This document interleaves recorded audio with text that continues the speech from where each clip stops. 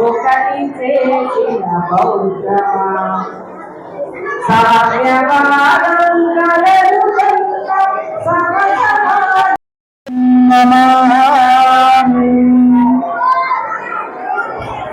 ధమ్మం నమామి సంఘం నమామి.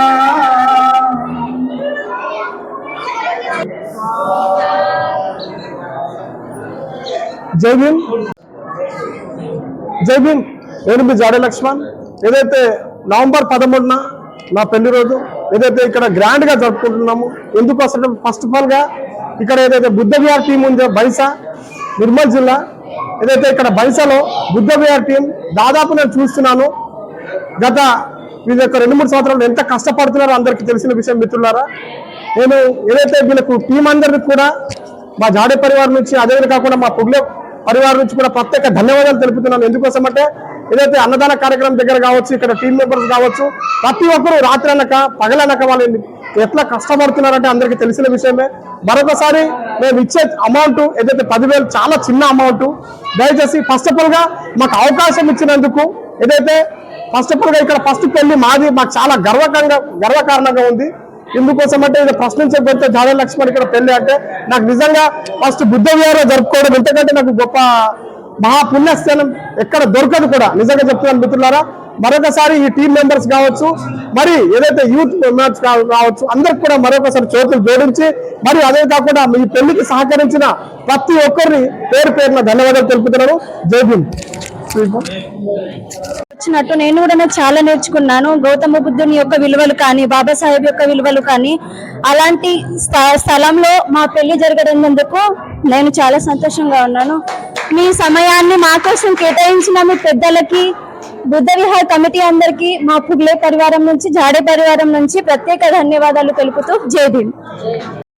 सर्वांना तुझे वृक्ष तैसाची होता समाज, हिरवी हिरवे पाने तयालाच आज, अमृताची आली पळे भीमा तुझ्या जन्मामुळे.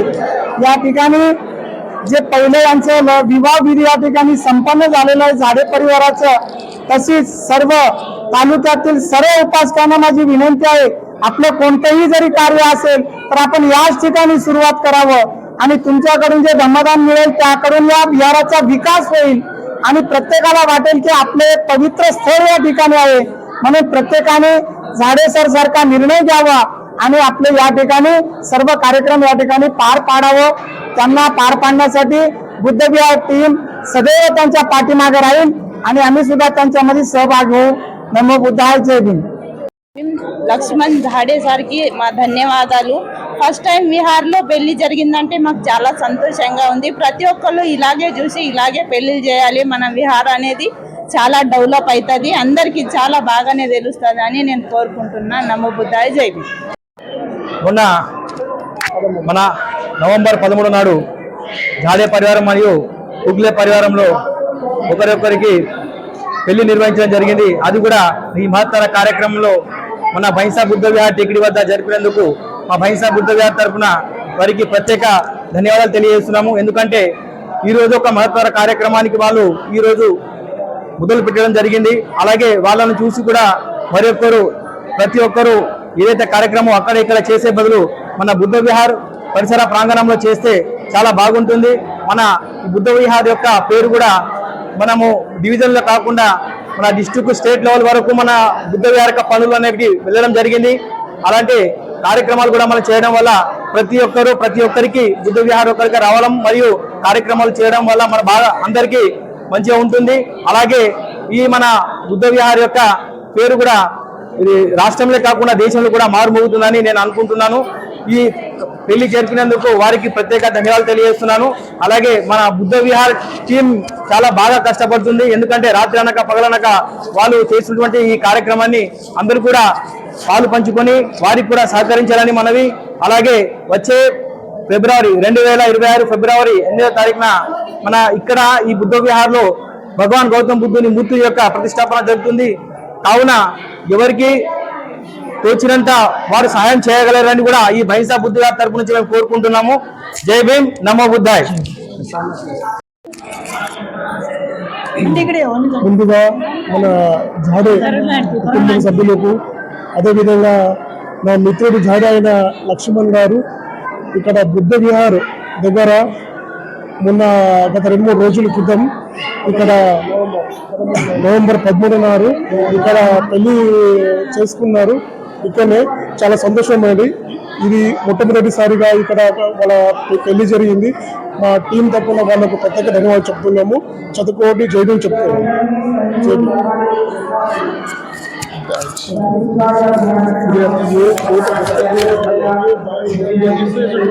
फोटो काढा था नॉर्मल फोटो काढ चला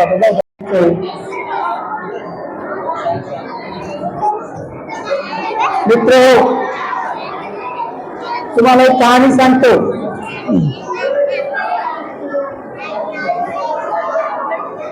एकदा हा तिकडे बसा तुम्ही तिकडे बसा. सर्वांनी एक चिमणी सर्वांनी शांत करावा. एक चिमणी आपल्या चोचीमध्ये एक किडा धरते आणि ते किडा आपल्या घरच्यापर्यंत आपल्या लेकरांना ते देण्यासाठी निघते. चोचीमध्ये जे अन्न धरून घेऊन ते चिमणी उडते तेव्हा त्या चिमणीला एक कावळा बघतो आणि तो कावळा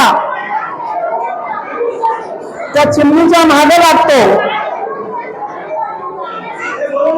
जेव्हा त्या चिमणीच्या मागे कावळा लागतो तेव्हा ते तिच्या चोचीमधलं जे अन्न आहे ते हेरून घेण्यासाठी तो मागे लागते आणि त्या चिमणीला मारून मारून घायाळ करते. परंतु ते चिमणी आपल्या लेकरापर्यंत अन्न घेऊन जाण्यासाठी संघर्ष करते आणि ती पुन्हा त्या घरट्यापाशी जाते आणि आपल्या लेकराला ते जे किडा धरून आणलेला असते ते किडा त्या लेकराला खाऊ घालते आणि त्या ठिकाणी तिचा जीव निघून जातो. त्या ठिकाणी त्याचप्रमाणे बाबासाहेब आंबेडकरांनी आम्हाला चिमणीसारखं सांभाळलं, चिमणीसारखं आम्हाला चोचीमध्ये अन्न धरून आणलं आणि आज आम्ही एवढे मोठे सुखी आहोत. परंतु आमच्या मनामध्ये शांतता आली नाही. आम्ही कधीच शांत बसत नाही. ना मोठे माणसं नाही, उपासिका नाहीत, ना लेकरं नाहीत.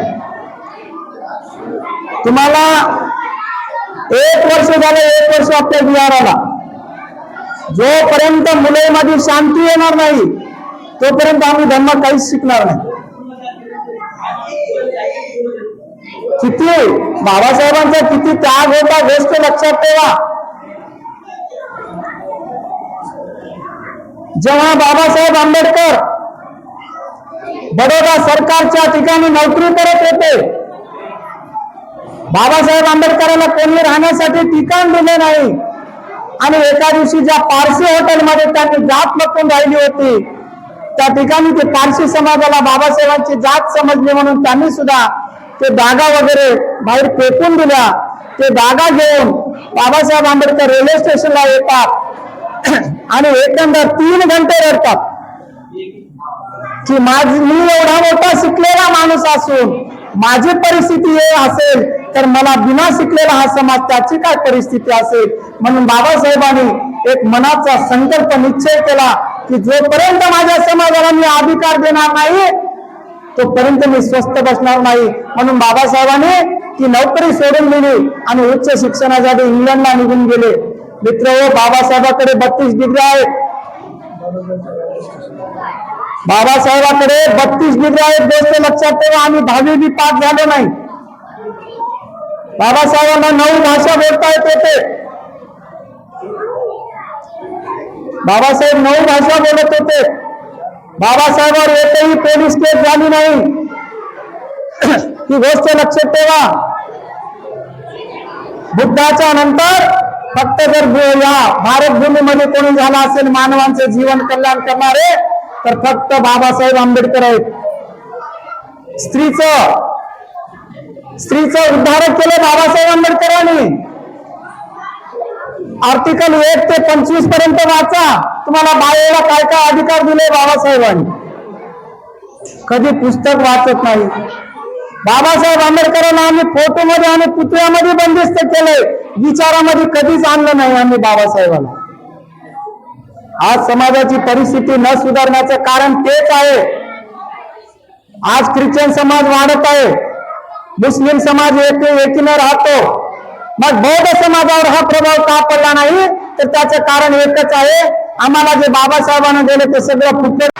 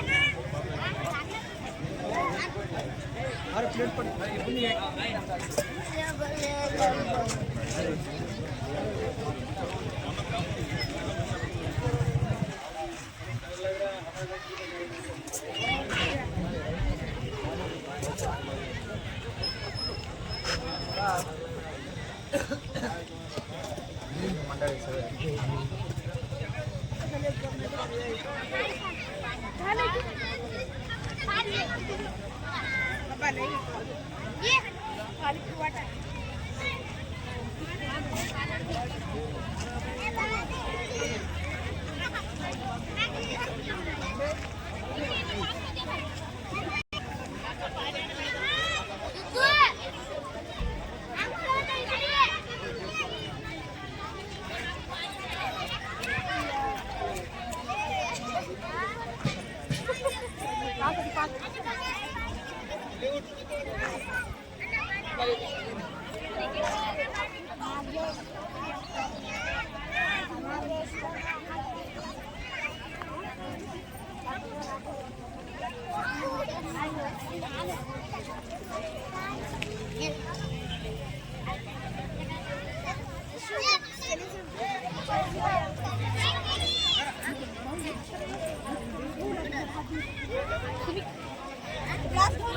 गिलास में पानी देके